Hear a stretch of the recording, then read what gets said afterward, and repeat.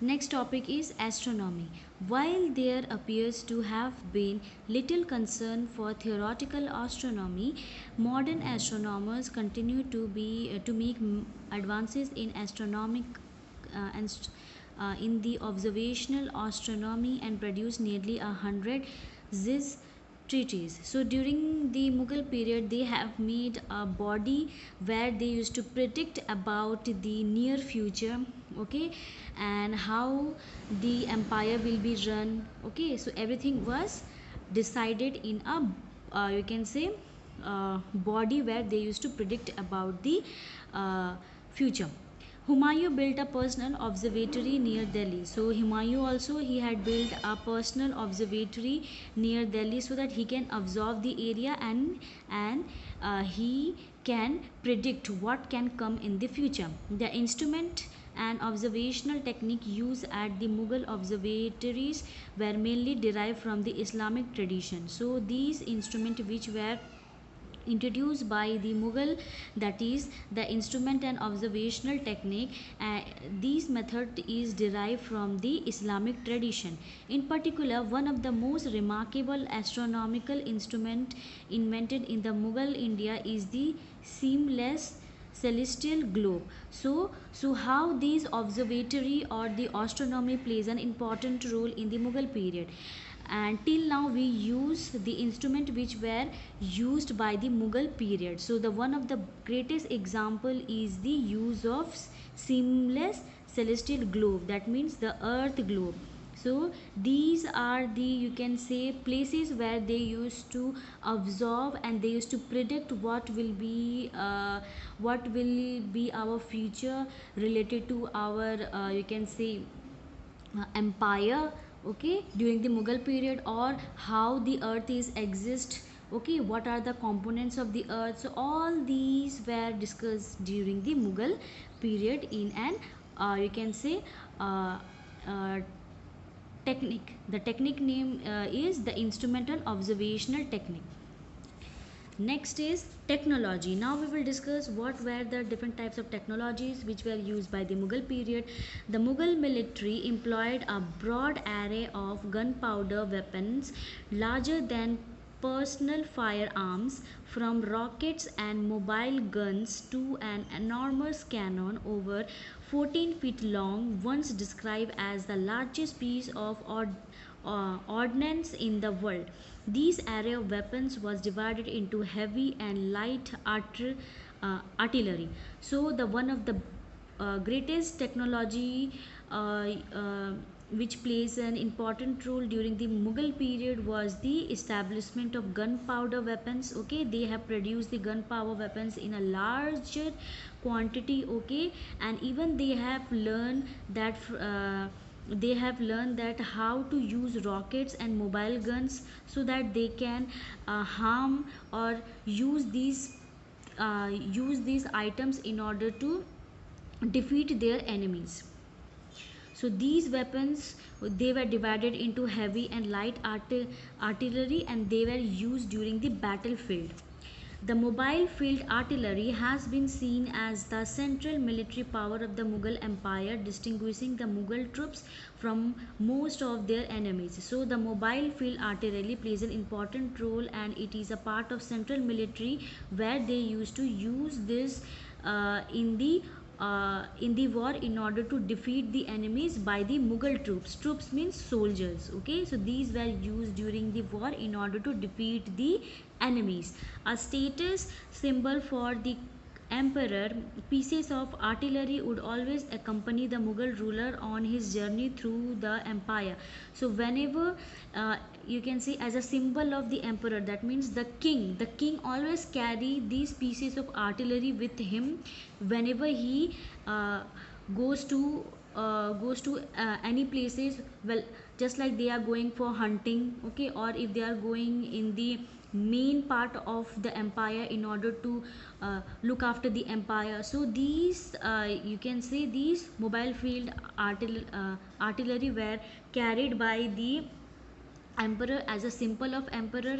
Okay, and they used to carry when and Yes, and they used to carry whenever they go, okay, in his journey, okay, through the empire, so that it is also a symbol of you can say as a kind of security. Okay, one is a status symbol of them for the empire. That means the empire have the real authority. That's why these mobile field artillery is carried by the emperor, and the another is to protect himself from his enemy whenever he go in his journey. The Mughal artillery's main use in battle was to counter hostile war elephants, which were common in warfare on the Indian subcontinent. So the Mughal artillery plays an important role, and especially in the battlefield, where they used to defeat the you can say um defeat the enemy with the help of Mughal artillery.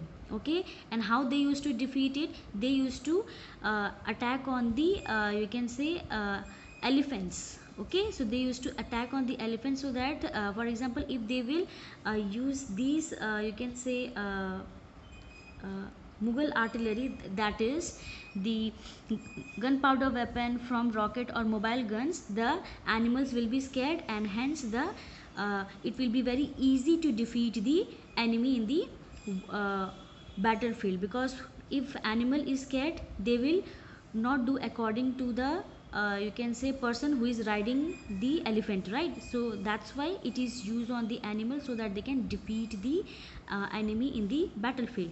But although Akbar's personally used to design gun carriages to improve the accuracy of his cannons, the Mughal artillery was most effective by scaring the opponent's elephant off the battlefield. So the thing which I have said just now, it is written over here, right?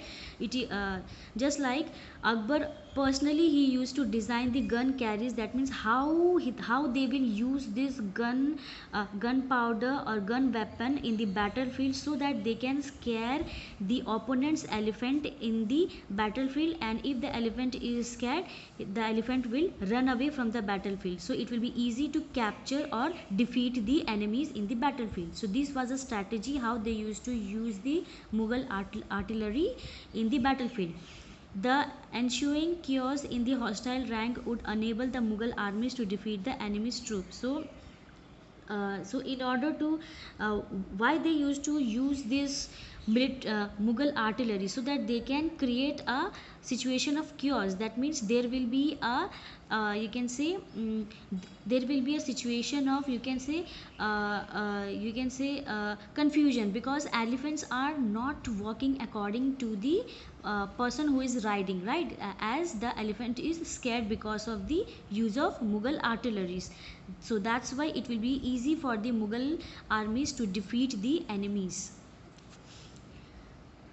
Fatullah Sirazi, 1582, a Persian polymath and mechanical engineer who worked for Akbar, developed a volley gun. So a person known as Fatullah, okay, he was a Persian polymath and a mechanical engineer, who used to work for the Mughal emperor, that is Akbar, and he had developed a volley gun. It is a kind of weapon used in the battlefield during the Mughal period.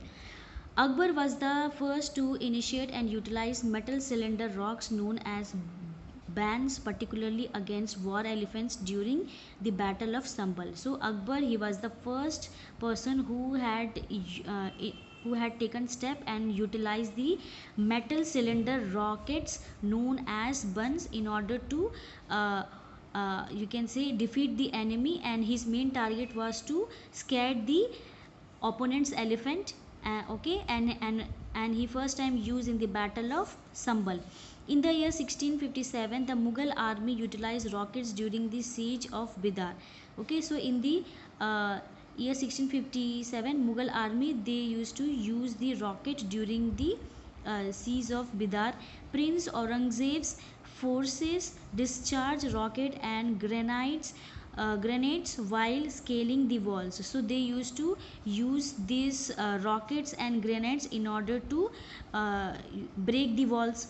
Sidi Marjan himself was mortally wounded after a rocket struck his large gunpowder depot, and after 27 days of the hard fighting, Bidar was captured by the victorious Mughal. So they used to use these gunpowders, these rockets, these grenades, so that they can capture the enemy's empire, right? Right. Similarly, the Sidi Mahajan himself, he wounded when a rocket struck his large gunpowder, and after 27 days of his hard fighting, the Bidar area was captured by the Mughals. So in this way, they used to use this gunpowder, use this rocket, okay, buns, so that they can capture the enemy's yes, enemy's empire. Later onwards, the Mysorean rockets were the upgraded version of Mughal rockets utilized during the siege of Jinji by the progeny of the Nawab of Arcot. So, as the Mughals were the first who had established the gunpowder and the rockets, right? So later on, the Mysorean people, they have modified the rockets which were made by the Mughal in the we can say latest version, and they have used in the siege of Jinji, okay, in order to you can say in order to defeat the Nawab of Arcot.